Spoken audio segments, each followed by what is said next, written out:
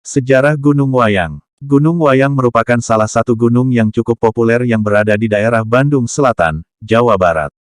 Tempat ini telah dijadikan objek wisata oleh pemerintah daerah setempat sejak tahun 1930-an.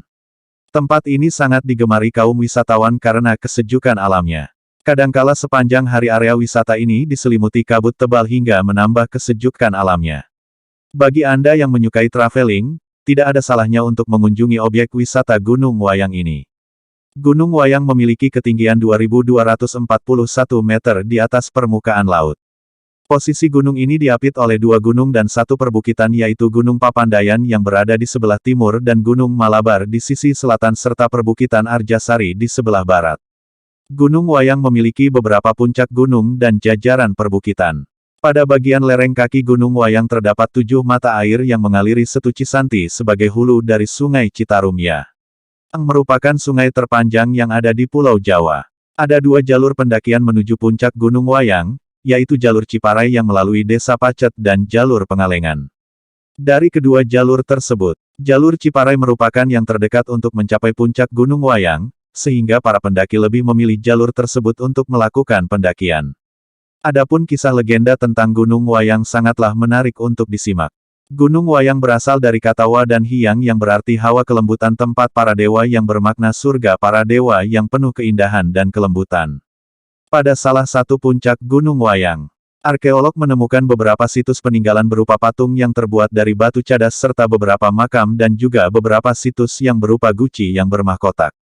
Sebuah meriam yang sangat kuno sebagai bukti peninggalan kerajaan. Salah satu tokoh yang memiliki kesaktian yang sangat tinggi dari kerajaan Sunda yang bernama Bujangga Manik pernah singgah di Gunung Wayang pada sekitar abad ke-15.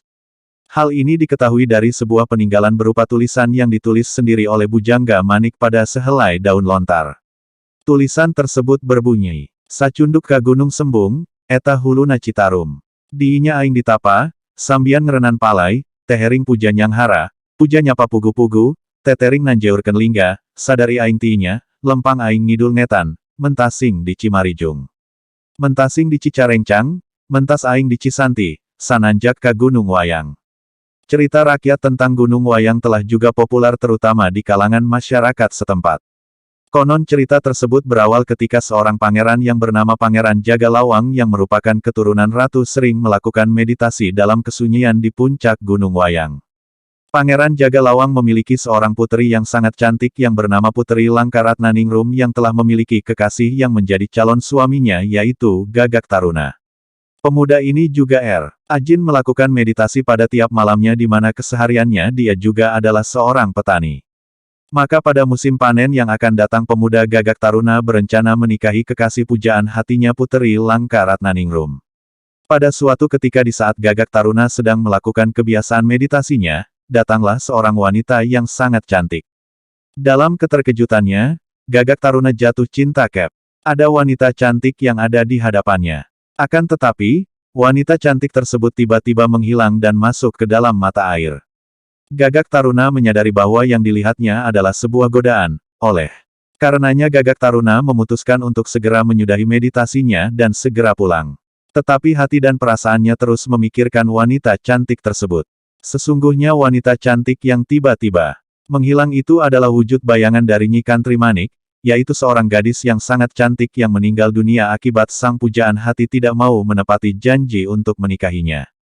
Oleh sebab itulah Nyi Kantri Manik selalu melakukan balas dendam kepada semua laki-laki yang ada di sekitarnya.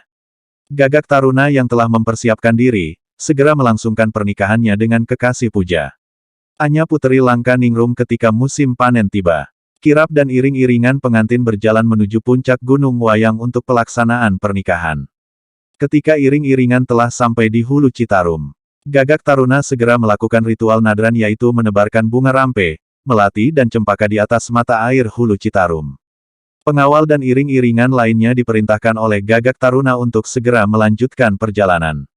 Segera ia akan menyusul bila mana ritual nadran telah selesai dilakukannya. Akan tetapi pada saat ritual nadran telah selesai dilakukan, Nyi Kantri Manik kembali muncul di seberang hulu Citarum dengan senyuman yang sangat mempesona hingga Gagak Taruna tak berdaya melihat kecantikan Nyi Kantri Manik.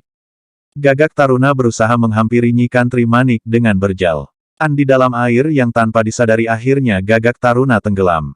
Di tempat sang calon mempelai wanita, semuanya gelisah menanti kedatangan Gagak Taruna. Akan tetapi ketika rombongan pengawal yang diperintahkan untuk menjemputnya menemukan Gagak Taruna telah mengambang di hulu Citarum. Mengetahui kabar tersebut, Pangeran Jagalawang sangat berduka dan menyesali kejadian tersebut. Rasa duka yang mendalam tersebut membuat Pangeran Jagalawang melampiaskan kemarahannya dengan mengamuk dan mengobrak-abrik dapur tempat penyiapan makanan untuk pesta. Segala yang ada di dapur tersebut baik peralatan maupun makanan yang ada dilempar dan dibanting hingga terbentuklah kawah Gunung Wayang. Air panas serta dedaunan dan sayuran untuk lalaban dihempaskan hingga membentuk kawah Cibolang di Gunung Windu. Tak hanya peralatan yang ada di dapur, alat tabuh yang ada pun dilemparkannya hingga membentuk Gunung Kedang. Nayaga yang terus-menerus berharap akan kedatangan Gagak Taruna tak mau pergi, hingga berubah menjadi patung atau arca. Hingga akhirnya Pangeran Jagalawang menyudahi amuknya dan melakukan sepuh hati di Gunung Seda untuk menenangkan diri. Pangeran Jagalawang terus menanti kedatangan sang puteri yang sangat dicintainya Puteri Langkaratnaningrum untuk segera pulang. Hingga saat ini legenda tersebut menjadi misteri Gunung Wayang yang apabila datang bulan purnama akan terdengar sayup suara gending gamelan yang menandakan sedang dilakukannya prosesi penyambutan kedatangan mempelai pria. Dan pada saat bulan purnama tersebut juga sering muncul kepulan asap tebal dan berlapis yang bermakna sedang terjadi kesibukan di dapur yang sedang memasak dan menyiapkan makanan untuk pesta. Terima kasih.